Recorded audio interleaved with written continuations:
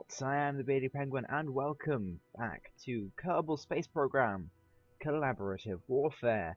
Sorry the first turn took quite a while. Everyone had to set up all their base defenses and all their flags, and then half of them did it incorrectly, so then I had to go and fix all their base defenses and flags, and then Brian messed it up so badly I had to send him back to save files so he could fix all his base defenses and flags, and yeah, sorry it took a while. The rest of the turns will be much shorter now, considering we haven't got to set up like 26 different vessels in each turn. We're only sending up 2. 1 surface vehicle, so that can be ground or water, and 1 aerial vehicle, which is flying or space. Before we get into it, I do want to just explain the reason we've got that limit on 2 vehicles. People in the comments are saying we should have a ton limit or a part limit. It's because we want to have some fun.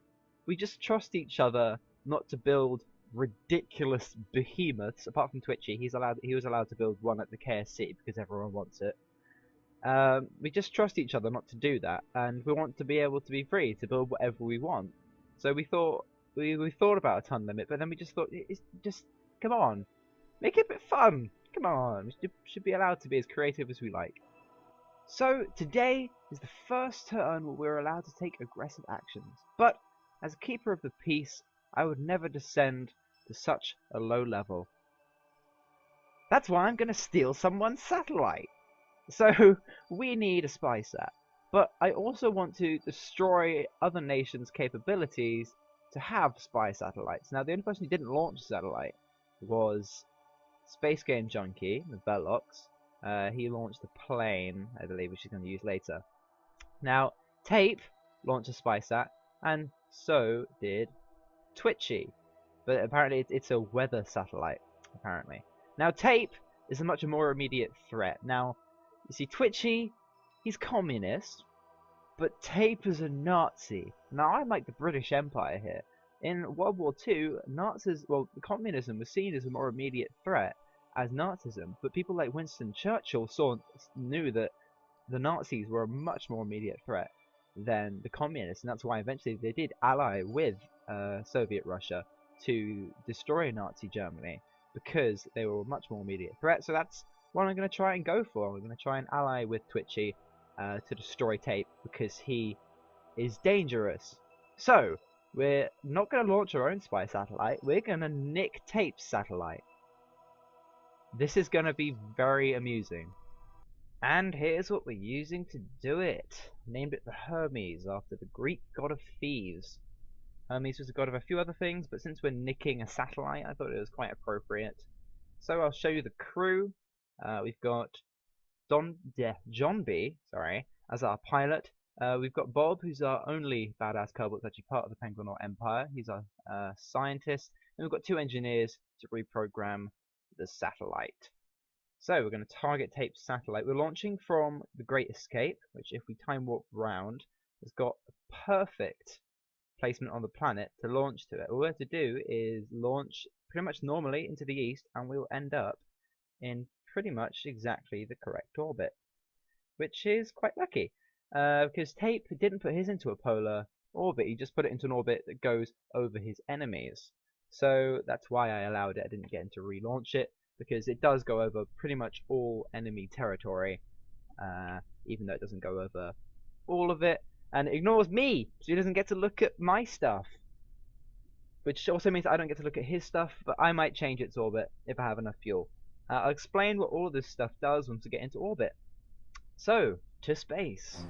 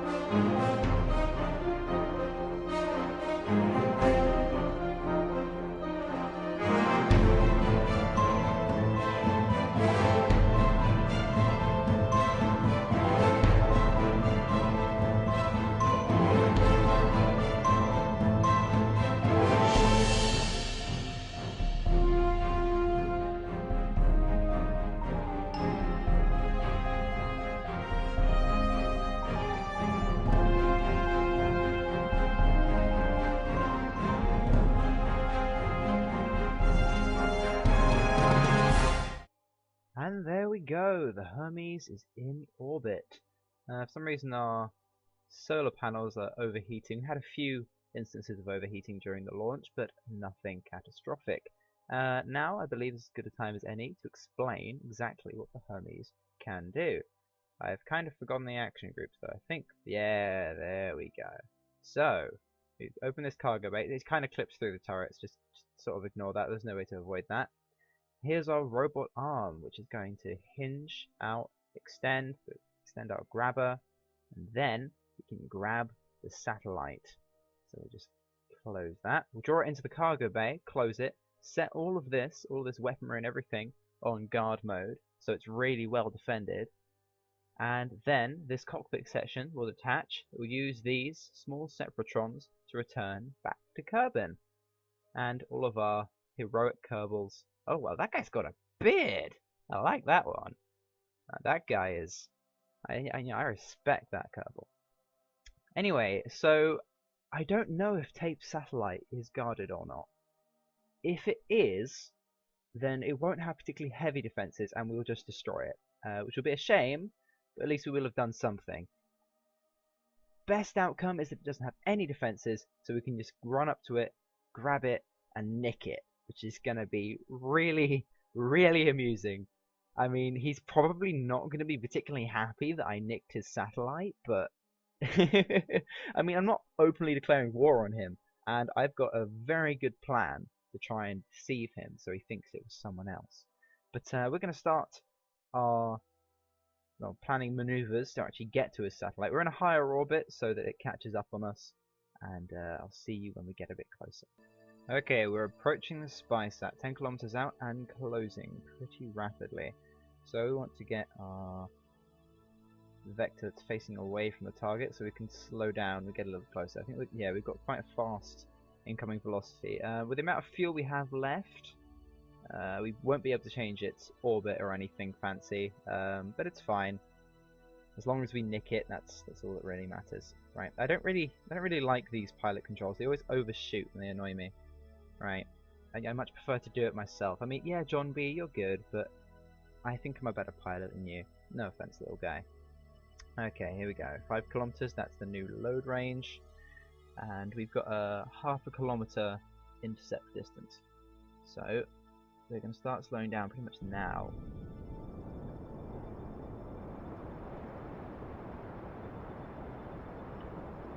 Okay, let's line up those two vectors. There we go. So we're traveling a little slower towards it now. Okay, we're going to need to bring ourselves in underneath it so that we can open the cargo bay, extend the robot arm, and grab it. I'm not entirely sure how big it is. I hope it's kind of small, so we can fit it into the cargo bay. If not, it'll have to sort of dangle out a little bit, which will be a bit awkward. Right. Let's have a look at Tape's satellite, shall we? Oh yes, it's tiny. I think we'll need to rip off those solar panels. That should fit in the cargo bay quite easily. Ah, perfect. This is awesome. We're gonna nick a satellite.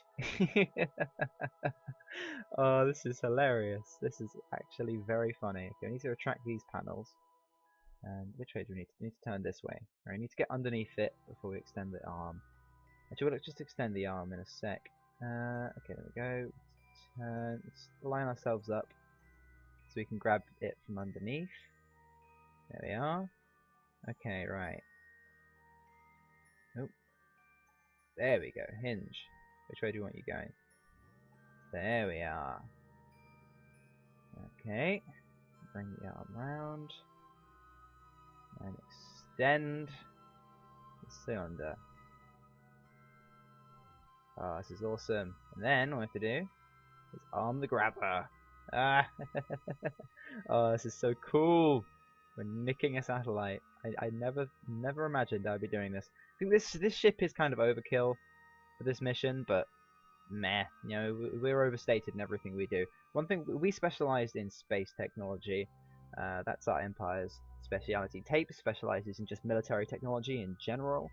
Twitchi is defensive, definitely. Our spies, we've seen some of his defensive stuff, and they've got really heavy armor. A bit light on the weaponry side, but yikes, do they have heavy armor. You need, an artillery cannon, and an artillery shell, or a really lucky hit from some missiles or something to get through that. Then we've got Agonarches. I don't know about his. He's very, very secretive. Our spies haven't been able to determine anything about his defenses. All we know is they're called orb weavers. We can't really get much from that. But yeah, and then Brian's defenses specialize in being bad. Yeah, that's what Brian specializes in. He specializes in not being very good at the game. Right, here we go.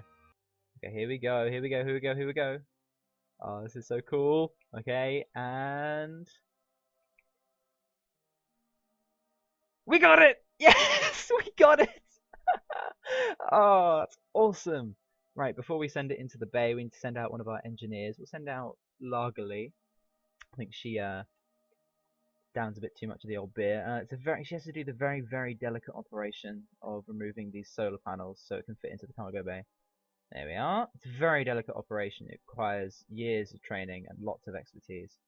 Ah, this is too cool. We're nicking a spy satellite. Oh, this is what you get for spying on me, Tape. This is what you get. Okay. I'm gonna bring it back. We need to retract the cylinder. There we are. Ah, I think it's gonna fit in the bay absolutely perfectly. Oh yeah, it does.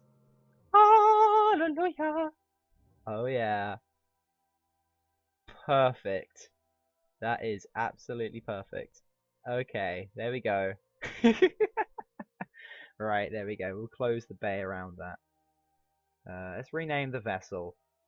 Not P Hermes. Actually, no, we'll rename it once we've separated this stage. Right, there we go. We've officially nicked a spy satellite. I don't think Tape's going to be particularly happy about that, but as I said, I've got a trick up my sleeve. Okay, we're going to quick save. We need to set up the... well, actually, we're going to disengage first. Right, we're going to just have that. Okay, here we go. So our brave crew is now going to return to the planet. They don't want to be stuck up here for ages. So, yeah, they're going to have to avoid the little bits of debris that were caused by Largely's very expert removal of those solar panels. But here we go.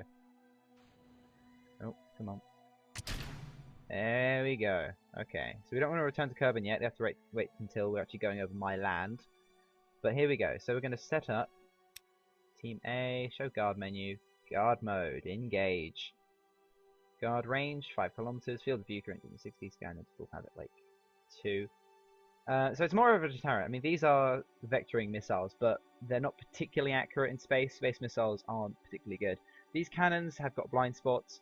It's more of a deterrent than anything, because it's really difficult it would be really difficult for him to nick it back, especially considering it's protected inside a payload bay.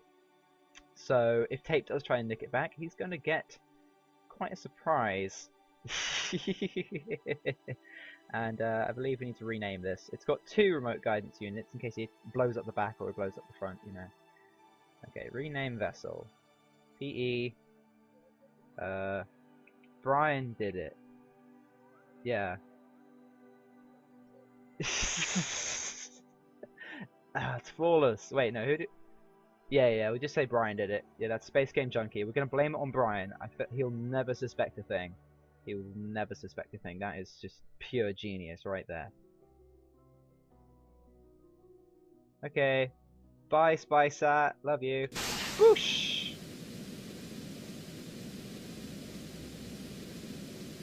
There we go. Beautiful. Okay, we're just going to orientate ourselves correctly. This hasn't got a heat shield, but we're not entering particularly... Yeah, we're going over our land. It's fine. We're not going to be entering on a particularly ballistic trajectory, so this shouldn't need a heat shield. This should be fine. Hopefully. There wasn't a heat shield that fitted this capsule. I hope they don't need a heat shield. That'd be awkward if they did. Let's make sure we're facing the right way. Oh god. Okay, yeah, make sure they're facing the right way so that we don't blow up all our parachutes, because that would be bad. Oh, yeah, this cockpit isn't really designed for re-entry. It's designed for planes, but it was the only one that actually fit the cargo bay. Here we are. Okay. Okay, I think it's cool. Yeah, nothing appears to be overheating. And looks like it's dying away. Yep, there we go. Nothing overheated, nothing exploded. Well, that's always good. That's always a good sign. And there you have it. Our first 100% successful, well, our first manned mission, and it was 100% successful. Take that, Tape. I hope that causes him a lot of problems, but I also hope he doesn't declare all-out war. But if he does, we're now going to take some precautions. So, with the territorial Arctic protection entente looming over us, I've created this. I name it the Poseidon. I put it here at Hanbert Cape because it's one of our few boat launch sites, and it's near Tape's territory, and I know he's looking for places to launch his carriers from. So, let's open her up, see what she's got. She's being piloted by Isakia Kerman, who's just going to sort of chill in here for quite a while. It's the first manned defense drone that we've got. Here's our weapon manager. Just there. Team A. Yeah, there you go. Okay, so guard mode activate. View 360. Guard range 5,000. And you can see. Oh, sorry, it's just frozen while we're quick saving. You can see there the wheels that I used to drive it into the water. I've got some decouplers there. You can just see. I had to have some big wheels attached to it and drive it into the water and then ditch them. That's the only way I could get it into the water because my launch site is just over there. So we've got loads of these missiles. I mean, this is very well protected. However, pretty much one hit anywhere along here will cut the whole thing in half. So yeah, it has its vulnerabilities. I've tried to cover it in as much armor as possible, and also since it is a submarine, if a bomb doesn't have a direct hit, if it lands anywhere nearby, it would just splash into the water harmlessly. Whereas on land, it would hit the ground and it would create an explosion and it would destroy the thing anyway. So I believe this is our best hope for defending any water bases. And let's just test launch a missile, shall we? I just want to check that these work. Woo! Oh, that's cool. Okay, let's just launch another one. Oh yeah, this is gonna defend this place to hell. Tape, I wish you luck. Let's slip the dogs of war.